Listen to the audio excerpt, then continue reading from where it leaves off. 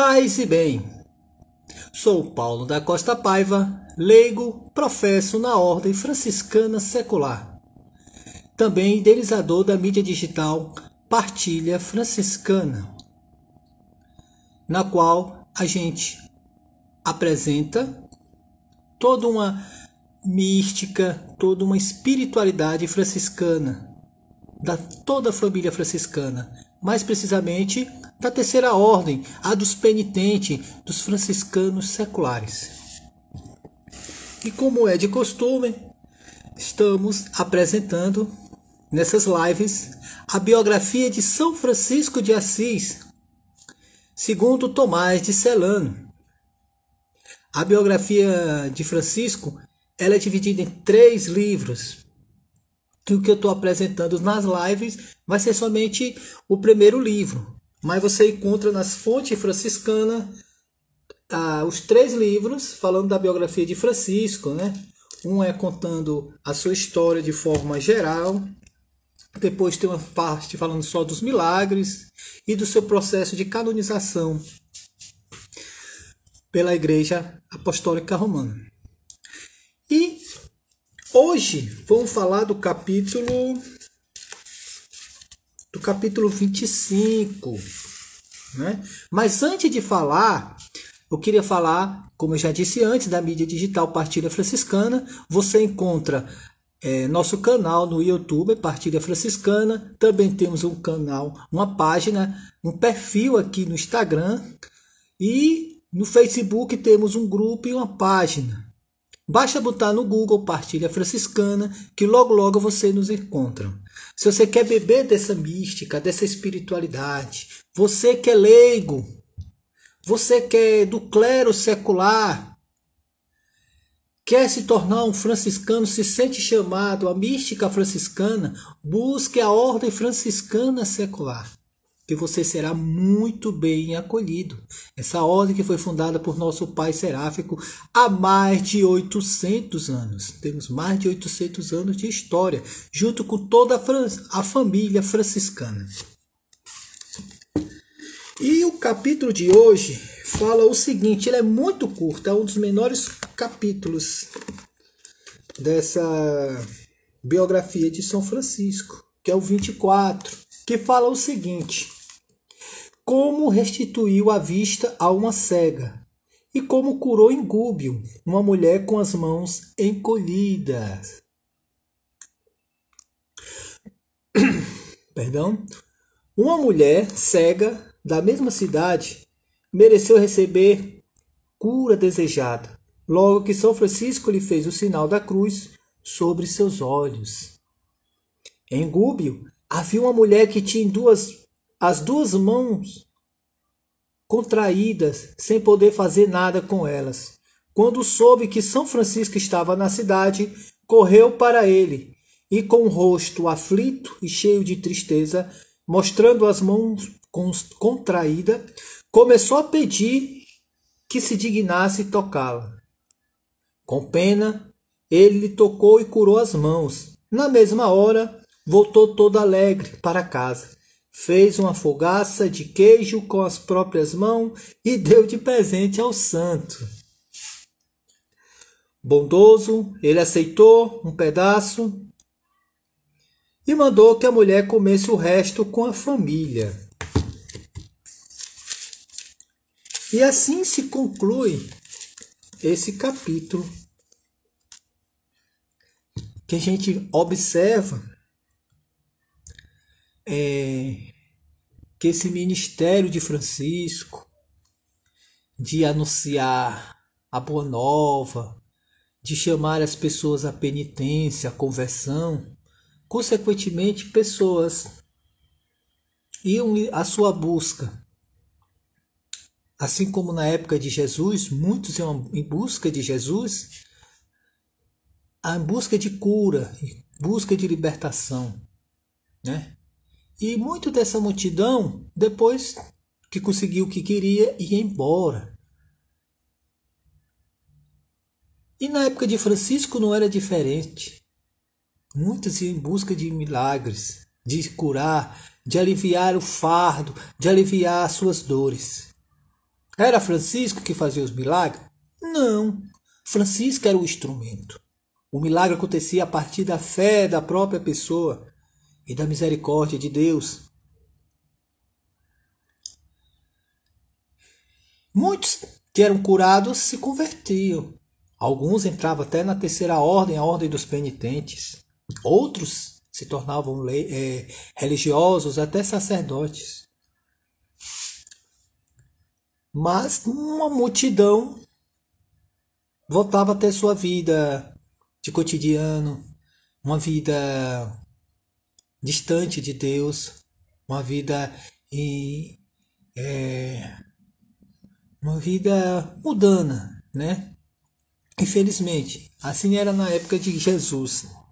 Claro que não existe uma comparação entre Jesus e Francisco, mas todos nós, como cristãos que vêm de Cristo, somos novos cristos, somos aqueles que dá continuidade à missão de Jesus, né? A persona de Jesus, por excelência, é o sacerdote, mas nós também, por sermos batizados em nome do Pai, do Filho e do Espírito Santo, também somos essa extensão da obra de Deus, dessa luz, da misericórdia divina.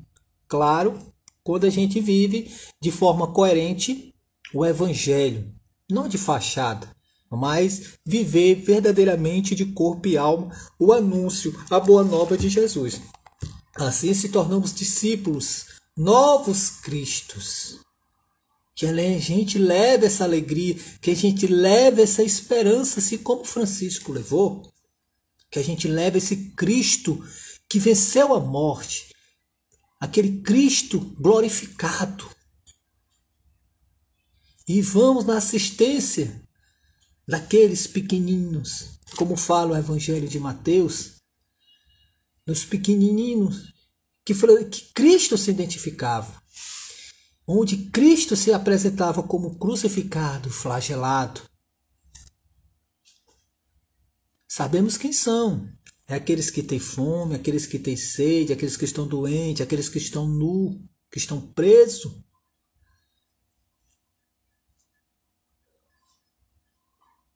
Somos convidados a dar a esse povo essa esperança, essa libertação.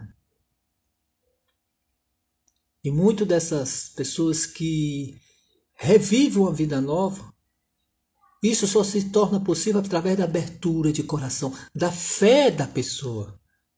E é o que acontecia muito quando muitas pessoas iam ao encontro de Francisco. E nós somos convidados também a ser esse arauto de Cristo, um instrumento de vossa paz. Mas para isso é fundamental beber. Beber da boa nova, beber do Evangelho, vivenciar esse Evangelho. Foi assim que surgiu a família franciscana. Assim que surgiu. Viveu o Evangelho tal como ele é apresentado. Francisco viveu de uma forma rigorosa. E somos convidados também a beber dessa mística. Já que esse capítulo é curtinho, eu vou ler o capítulo 25. O título é o seguinte: Como livrou um irmão de uma doença epilética ou de um demônio, e como libertou um endemoniado em San Gemini. Vamos lá, né? Um irmão padecia frequentemente de uma doença muito grave e horrível de se ver, cujo nome não sei. Pois alguns atribuíam ao demônio, muitas vezes se debatia todo e ficava com um aspecto miserável, revirando-se e espumando. Seus membros se contraíam e se estendiam, dobravam-se, entortavam e ficavam rígidos e duros. Às vezes ficava estendido e rígido junto os pés e a cabeça, elevava-se no alto até a altura de um homem e de repente caía por terra. Com pena de seu grande sofrimento, São Francisco foi visitá-lo, rezou, fez o sinal da cruz sobre ele e o abençoou. Ficou imediatamente curado e nunca mais teve os sintomas da doença. Passando um dia, o Santo Pai Francisco, pela diocese de Narni, chegou a um povoado chamado San Gemini. Anunciando aí a palavra de Deus, foi hospedado com outros 3 frades por um homem que temia e venerava a Deus, e tinha muita boa fama naquela terra. Sua mulher era perturbada por um demônio, como era de conhecimento de todos na cidade. O marido pediu a São Francisco por ela, confiando que por seus méritos ela poderia ser libertada, Mas o santo se recusou absolutamente a fazer isso, porque em sua simplicidade preferiu o desprezo em lugar dos favores do mundo pelas demonstrações de santidade. Afinal, porque era para a glória de Deus e muitos estavam perdidos, rendeu-se à súplica.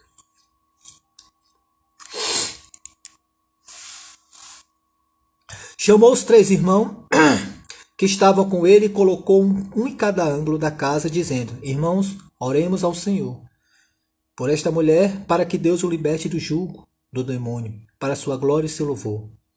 Vamos ficar no ângulo da casa para que este espírito maligno não nos possa fugir ou enganar, procurando esconderijos em cantos. Quando acabou a oração, São Francisco aproximou-se da mulher cheia da virtude do espírito. Ela se revolvia em convulsões e gritava horrorosamente. E disse o santo: Em nome do Senhor Jesus Cristo, mando-te por obediência, ó demônio, que saia dela e jamais se atreva a molestá-la. Logo que acabou de falar, o demônio saiu tão rapidamente, com tanto furor e barulho, que pela súbita cura da mulher e pela obediência tão pronta do demônio, o Santo Pai pensou que tivesse sido enganado. Saiu envergonhado daquele lugar por disposição da divina providência, para que não pudesse vangloriar-se de alguma coisa. Numa outra vez que o santo passou pelo mesmo local, Frei Elias estava com ele. Quando aquela mulher soube de sua vinda, saiu imediatamente a correr pela praça, pedindo aos gritos que se dignasse falar com ela. Ele não queria falar, pois sabia que era a mulher de que tinha expulsado o demônio pela virtude de Deus. Mas ela beijava os rastros de seus pés, dando graça a Deus e a São Francisco, seu servo que tinha libertado da mão da morte.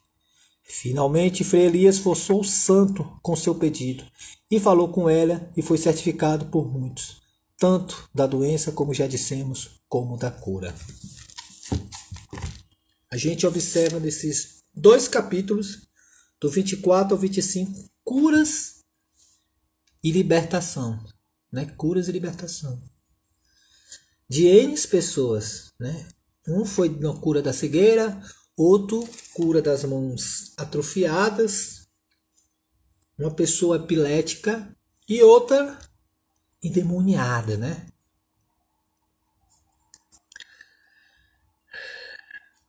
E tudo acontece, como disse antes, e vou repetir. Só é possível acontecer pela fé da pessoa. Naquela época, pelos escritos de Celano, ele tinha dúvida se aquilo que acontecia era uma doença ou era demônio. Mas pelo que está falando aqui, a gente vê claramente que era a doença, a epilepsia, que dá as convulsões, deixa a pessoa totalmente rígida e inconsciente. E uma das características é a baba, a espuma que sai da boca da pessoa. Eu mesmo já dei assistência a algumas pessoas andando pela rua. Porque o grande risco é a pessoa morrer sufocada. A gente tem que correr, botar numa posição que ela não se sufoque até ela voltar assim. Com tratamento, a pessoa consegue ter uma vida saudável, através de medicação, de acompanhamento. Mas naquela época não era assim.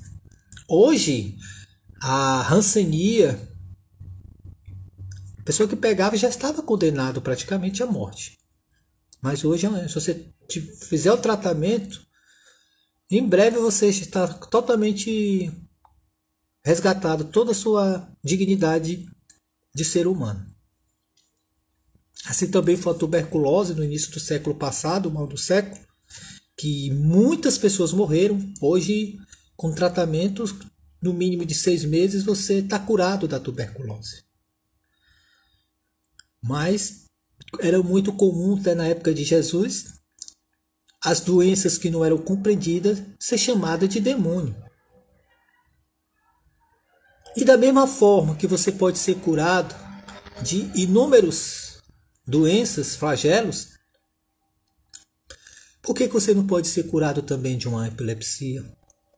Ou de outras doenças psíquicas? Porque muitas pessoas têm problemas psicológicos, problemas mentais, que você confunde com endemoniados. Até hoje você não pode dizer com toda convicção que aquela pessoa está endemoniada, se antes não passar por um profissional, por um psiquiatra, por um psicólogo, por um neurologista. Porque se você pesquisar de forma séria, nas fontes certas, a grande maioria, ou quase todas, casos de supostas possessões eram problemas psicológicos. Que você tomando certos comprimidos, tendo específicos acompanhamento, esses demônios desapareciam. Porque não eram demônios, eram problemas mentais. Não cabe a mim dizer se a pessoa está possessa ou não. Até a igreja hoje tem muita cautela sobre isso. Antes de tirar qualquer conclusões, a pessoa é direcionada primeiramente para um profissional de saúde, né? Aí quando não se tem uma explicação racional, aí que se cria a possibilidade de ser algo sobrenatural, paranormal, transcendente, que está além da nossa realidade física, está numa dimensão metafísica, né? Então a gente observa pelo texto que Francisco cria toda uma ritualidade, toda uma estratégia na autoridade que vem do alto para expulsar esse demônio. Pode ter sido uma expulsão, como pode ter sido uma cura, né? Mas o que, trazendo isso para a nossa realidade hoje, é aquilo que eu sempre digo: devemos promover a vida, a esperança, o amor, a caridade, a fraternidade entre os homens. Ser esse instrumento de vossa paz. Então, esse é o ensinamento que a gente deve levar. Aonde for, onde você encontre, a pessoa vê em você Cristo. Vê na pessoa de você a esperança, o amor e a caridade. Seja luz para o mundo. Mas, como disse antes, devemos ser coerentes com o que a gente apresenta. Ou senão se tornamos tão hipócritas como os fariseus. Se a gente não é coerente, se a gente não vive verdadeiramente o que se apresenta, é pura fachada, é pura enganação, né? Que sejamos cristãos verdadeiramente. E se você bebe da mística franciscana, seja verdadeiramente um cristão franciscano. Da paz, do diálogo, da confraternização, da unidade em Cristo, pelo Espírito que nos une ao Pai. Amém? Como é de costume, a gente faz uma leitura de um dos escritos do nosso pai seráfico Francisco de Assis. Vamos encontrar um aqui bem rapidinho, em breve, que vai ser a saudação da bem-aventurada Virgem Maria. Ave, ó Senhora, Santa Rainha, Santa Mãe de Deus, Maria, que és Virgem feita Igreja, eleita pelo Santíssimo Pai do Céu, a quem consagrou com seu Santíssimo Dileto Filho e com o Espírito Santo Paráclito. Em ti residiu e reside toda a plenitude da graça e todo o bem. Ave ao palácio do Senhor, ave ao tabernáculo do Senhor, ave ó casa do Senhor, ave ó vestimenta do Senhor, ave ó serva do Senhor, ave ó mãe do Senhor, e ave vós todas, santas virtudes infusa, pela graça e iluminação do Espírito Santo, nos corações dos fiéis, fazendo-os de infiéis, fiéis de Deus. Amém. Essa foi a saudação da bem-aventurada Virgem Maria, escrita pelo nosso pai seráfico, São Francisco de Assis. Em honra à nossa mãe, mãe de toda a humanidade, advogada da família franciscana, rezemos junto essa Ave Maria. Ave Maria, cheia de graça, o Senhor é convosco, bendita sois vós entre as mulheres, bendito é o fruto do vosso ventre, Jesus. Santa Maria, Mãe de Deus, rogai por nós, pecadores, agora e na hora de nossa morte. Amém. Se sinta acolhido na mística franciscana e venha nos visitar sempre na partilha franciscana. Você sabe onde nos encontrar. Procure nosso irmãozinho Google. Fale com ele que ele nos apresenta. Paz e bem.